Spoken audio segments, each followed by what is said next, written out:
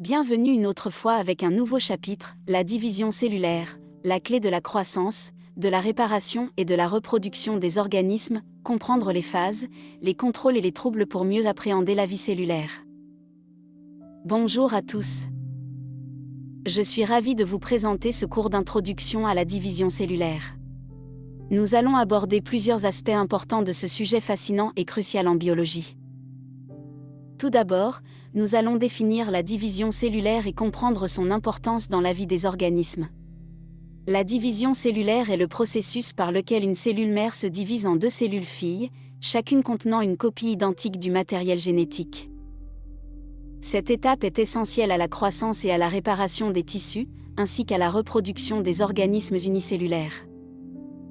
Nous allons également discuter des types de division cellulaire.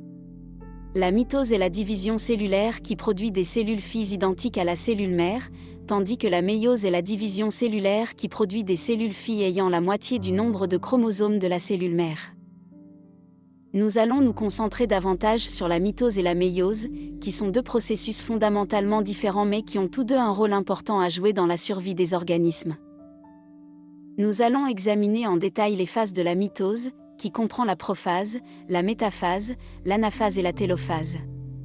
Nous allons également discuter de la régulation de la progression du cycle cellulaire et des points de contrôle du cycle cellulaire, qui sont des mécanismes importants qui veillent à ce que la division cellulaire se déroule correctement.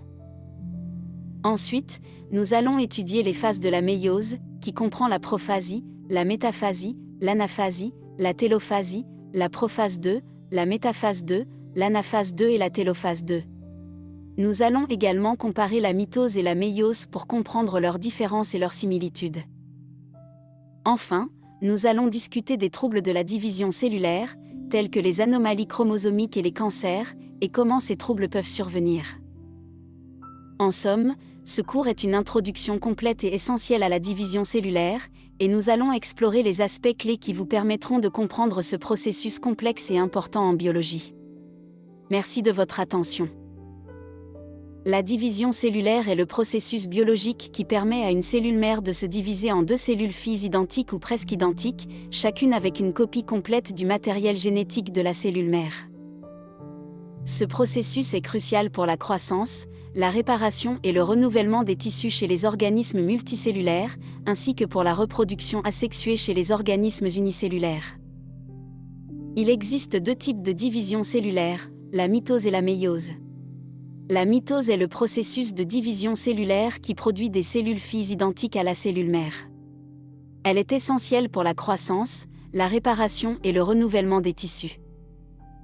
La méiose est un processus de division cellulaire qui produit des cellules reproductrices, telles que les ovules et les spermatozoïdes, qui contiennent la moitié du nombre de chromosomes de la cellule mère.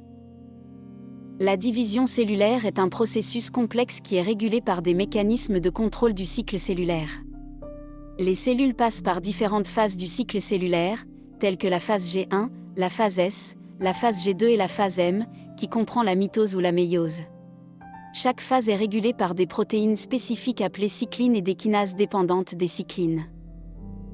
En comprenant les mécanismes de la division cellulaire, les scientifiques peuvent mieux comprendre les causes de diverses maladies telles que le cancer. Les cellules cancéreuses ont des problèmes de régulation du cycle cellulaire, ce qui les rend capables de se diviser de manière incontrôlable et de former des tumeurs. Comprendre comment la division cellulaire est régulée peut donc aider à développer des traitements pour ces maladies. En somme, la division cellulaire est un processus crucial pour la vie des organismes multicellulaires et pour la reproduction des organismes unicellulaires. En comprenant les mécanismes de la division cellulaire et comment ils sont régulés, nous pouvons mieux comprendre le développement des tissus, les maladies telles que le cancer et développer des traitements pour ces maladies. La division cellulaire est le processus par lequel une cellule se divise en deux ou plusieurs cellules filles. Il existe deux types de division cellulaire, la mitose et la méiose. La mitose est le processus de division cellulaire qui permet la reproduction asexuée des cellules somatiques, non sexuelles. Au cours de la mitose, une cellule mère se divise en deux cellules filles génétiquement identiques, chacune ayant un ensemble complet de chromosomes. La méiose est le processus de division cellulaire qui permet la production de gamètes, cellules sexuelles, chez les organismes diploïdes, ayant 2 copies de chaque chromosome. Au cours de la méiose, une cellule mère se divise en 4 cellules filles génétiquement distinctes, chacune ayant la moitié du nombre de chromosomes de la cellule mère. Cela permet de produire des gamètes haploïdes, avec une seule copie de chaque chromosome, qui se combinent lors de la fécondation pour produire un nouvel organisme diploïde. La division cellulaire est un processus essentiel pour la survie des organismes vivants et joue plusieurs rôles importants. Croissance et développement. La division cellulaire permet la croissance des organismes et la production de nouvelles cellules pour remplacer les cellules endommagées ou mortes. C'est également le processus par lequel les organismes se développent à partir d'un seul œuf fertilisé en un être multicellulaire complexe. Réparation et régénération. La division cellulaire permet la réparation et la régénération des tissus et des organes. Les cellules endommagées ou mortes sont remplacées par de nouvelles cellules grâce à la division cellulaire. Reproduction asexuée. Chez de nombreux organismes, la division cellulaire est le processus par lequel la reproduction asexuée se produit, où un organisme se reproduit sans avoir besoin d'un partenaire. Cela permet une reproduction rapide et efficace de l'espèce. Reproduction sexuée. La division cellulaire est également importante pour la reproduction sexuée, où les gamètes produits par la méiose se combinent pour créer un nouvel organisme diploïde. En somme, la division cellulaire est un processus vital pour la survie et la reproduction des organismes vivants. La mitose est le processus de division cellulaire par lequel une cellule mère se divise en 2 cellules filles génétiquement identiques. La mitose est composée de 4 phases principales: la prophase, la métaphase, l'anaphase et la télophase. Prophase. La prophase est la première phase de la mitose. Au cours de cette phase, les chromosomes se condensent et deviennent visibles sous forme de structures en forme de X. Les centrosomes se déplacent vers les pôles opposés de la cellule et des microtubules commencent à se former. Les fibres du fuseau mitotique se forment également, reliant les centrosomes aux chromosomes. Métaphase. La métaphase est la deuxième phase de la mitose. Au cours de cette phase, les chromosomes alignent au centre de la cellule, formant la plaque équatoriale.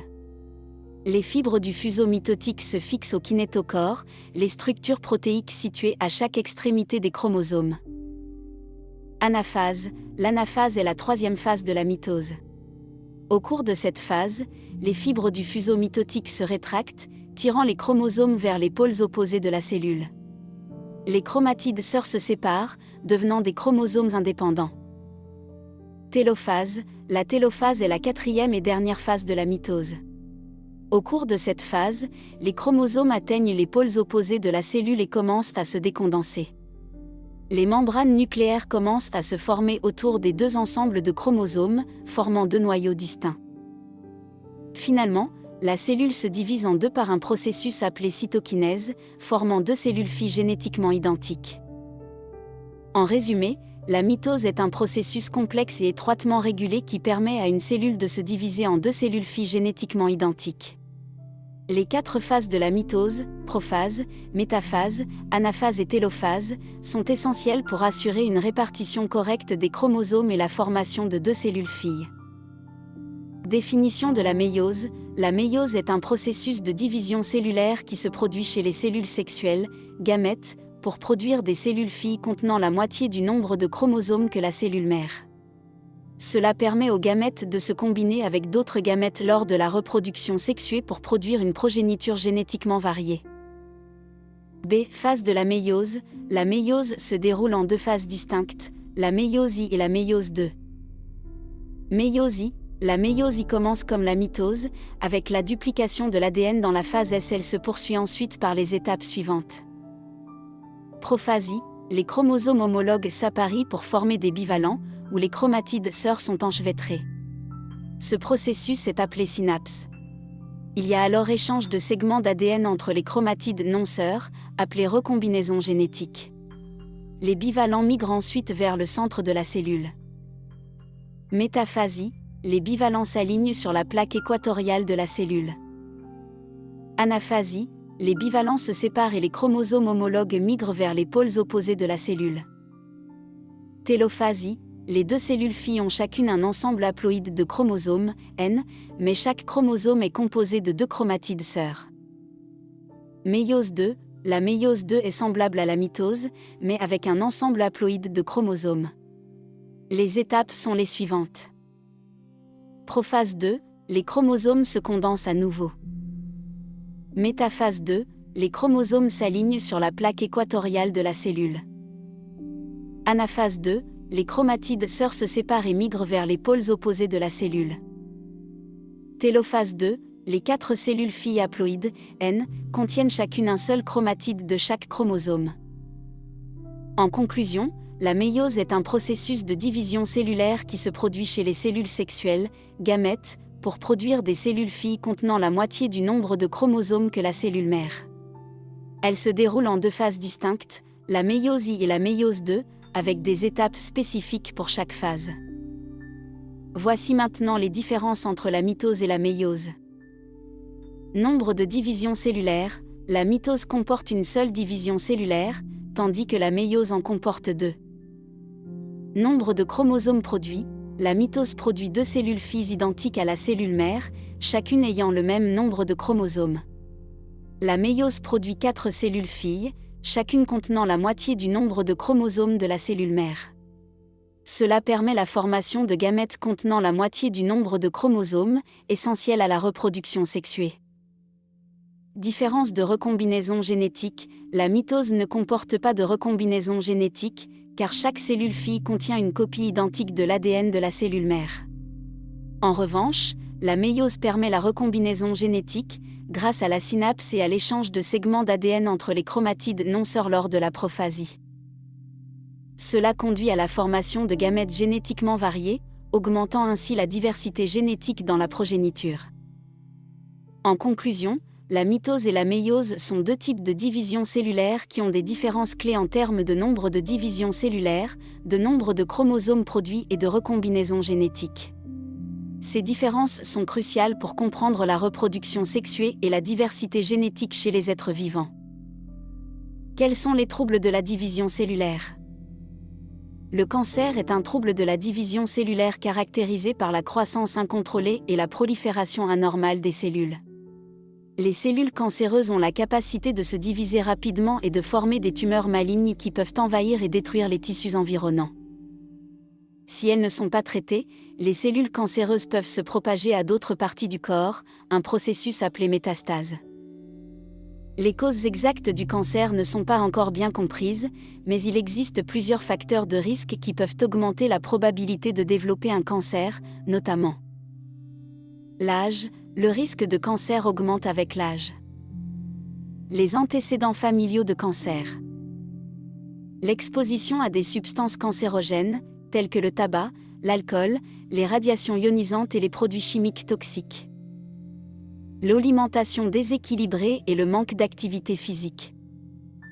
Des infections virales, comme le virus de l'hépatite B ou C ou le virus du papillome humain, VPH.